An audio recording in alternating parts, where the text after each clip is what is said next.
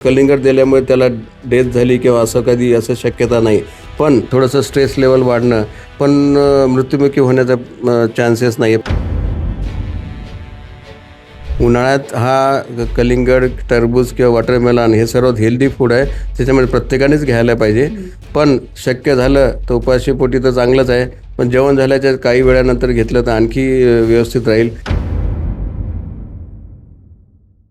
नमस्कार, मी क्षितिजा देशमुख आणि तुम्ही बघताय लोकमत व्हिडिओज. यामध्ये आपलं स्वागत आहे. आज आपण डॉक्टर अविनाश गावंडे यांच्याकडनं काही महत्त्वाच्या गोष्टींवर माहिती घेणार आहोत. मुंबईच्या पायधुनी परिसरामध्ये नुकतीच एक घटना घडली आणि सोशल मीडियावर या घटनेची माहिती किंवा या घटनेचे व्हिडिओ जे आहेत ते व्हायरल होत आहे. त्यामध्ये आपण बघितलं की त्या चार जी लोक आहेत त्यांचा मृत्यू झालेला आहे. त्यांनी बिर्याणीची पार्टी केली होती. त्यानंतर त्यांनी रात्रीच्या सुमारास कलिंगड म्हणजेच वॉटरमेलन खाल्लं होतं आणि त्यानंतर सकाळी ते उठलेच नाही. तर वॉटरमेलनमुळे हा मृत्यू झाला आहे का किंवा काय, याबाबत तर पोलीस जे आहेत ते तपास करतात आहे, चौकशी सुरू आहे. पण लोकांच्या मनामध्ये भीती आहे. त्यामुळेच आपण डॉक्टर अविनाश गावंडे यांच्याकडनं नेमकी माहिती घेणार आहोत की असं होण्याची शक्यता आहे का, किंवा कुठल्या वस्तू खाल्ल्यानंतर कलिंगड म्हणजेच वॉटरमेलन खाऊ नये किंवा केव्हा खावं, या सर्वांवर त्यांच्याशी बातचीत करूया. खूप खूप स्वागत आहे सर आपलं लोकमतमध्ये. काय सांगाल, जी घटना नुकतीच आता ताजी आहे त्यानंतर लोकांमध्ये भ्रम आहे किंवा लोकांमध्ये एक शंका आहे की काय खावं, खाल्ल्यानंतर आपण कलिंगड खाऊ नये किंवा नॉनव्हेज खाल्ल्यानंतर वॉटरमेलन खावं नाही खावं, काय सांगाल?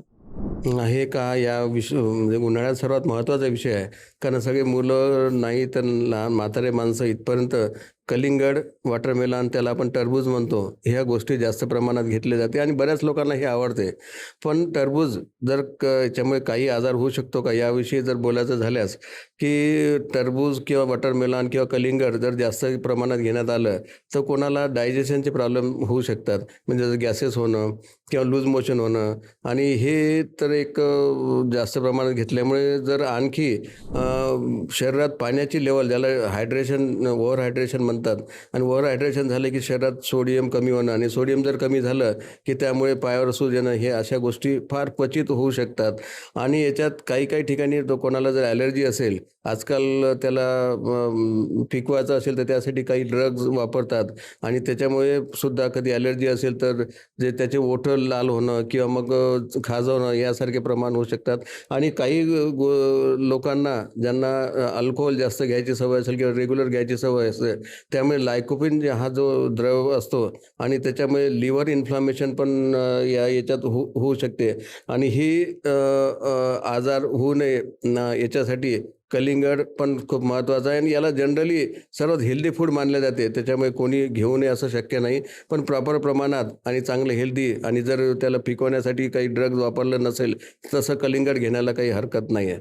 पण काही गोष्टी असतात जे त्याच्यासोबत त्याला ॲक्शन घेऊ शकतात, जसं की कॅफिन ना, हे कॉफी त्याच्यासोबत जर घेतली तर जे आपण म्हणजे त्याला जीवाला तर धोका होणार नाही, पण त्याला एन्झायटी जास्त होऊ शकते.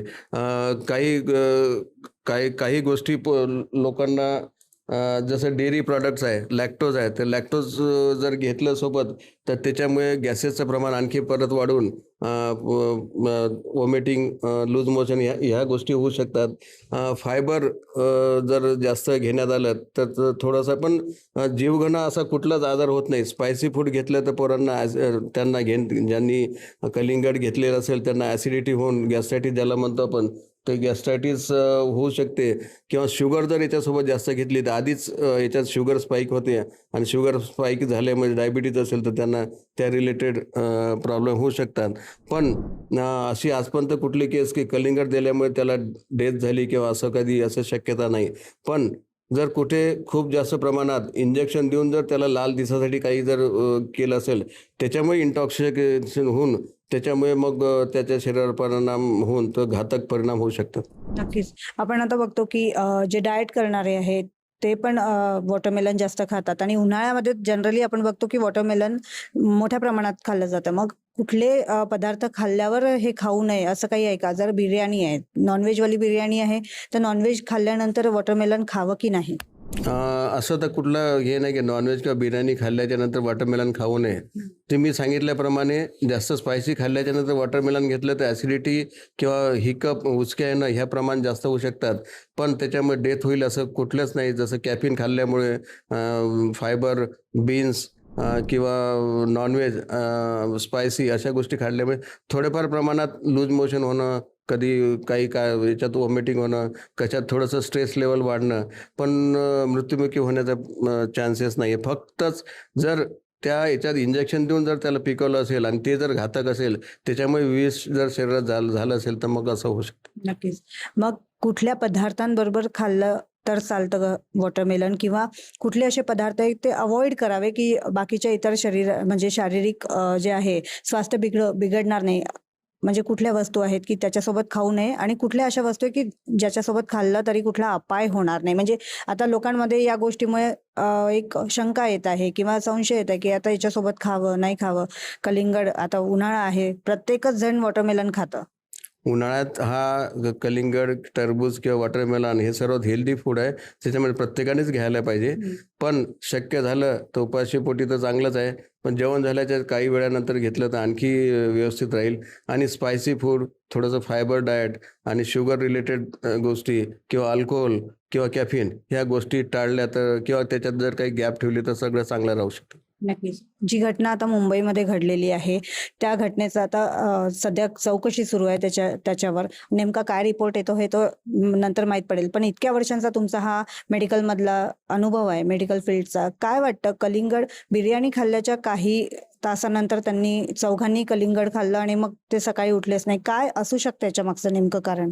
याचंच बिर्याणी आणि कलिंगड या दोघांचा काही संबंध नाही. बिर्याणीनंतर कलिंगडमुळे डेथ झाली असेल असं शक्यच नाही आहे. पण बिर्याणीत फूड पॉयझनिंग झालं असेल किंवा मग कलिंगडमध्ये काही अनावश्यक गोष्टी पिकवासाठी टाकलं. आजकाल इंजेक्शन वाटे पण लाल दिसलं पाहिजे मग त्याच्यात टाकतात.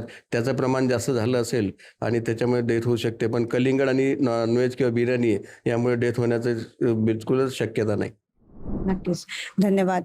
तर आपण बघितलं की बिर्याणी आणि कलिंगड यामुळे कुठल्याही प्रकारची हानी शरीराला होऊ शकत नाही किंवा मृत्यूसारखा जे आहे अशी घटना होऊ शकत नाही, असं डॉक्टर अविनाश गावंडे यांनी सांगितलेलं आहे. जर का त्याच्यामध्ये फूड पॉयझनिंग झालं असेल किंवा टरबूज जे आहे त्याच्यामध्ये कुठले विषारी किंवा घातक इंजेक्शन देऊन ते पिकवण्यात आलं असेल तर त्याची प्रक्रिया शरीरावर होऊन मृत्यू होऊ शकतो, असं त्यांचं म्हणणं आहे. नक्कीच फळं जेव्हा आपण उन्हाळ्यात घेतो, जसं टरबूज असेल, खरबूज असेल, तर ही फळं जी आहे ही शक्यतो पाहून घ्यावी आणि ही नैसर्गिकरित्या पिकलेली आहेत की नाही हे पहिले तपासून घ्यावं आणि त्यानंतरच ही फळं खावीत, जेणेकरून या फळांपासून कुठल्याही प्रकारचा अपाय जो आहे तो होणार नाही. क्षितिजा देशमुख, लोकमत.com, नागपूर.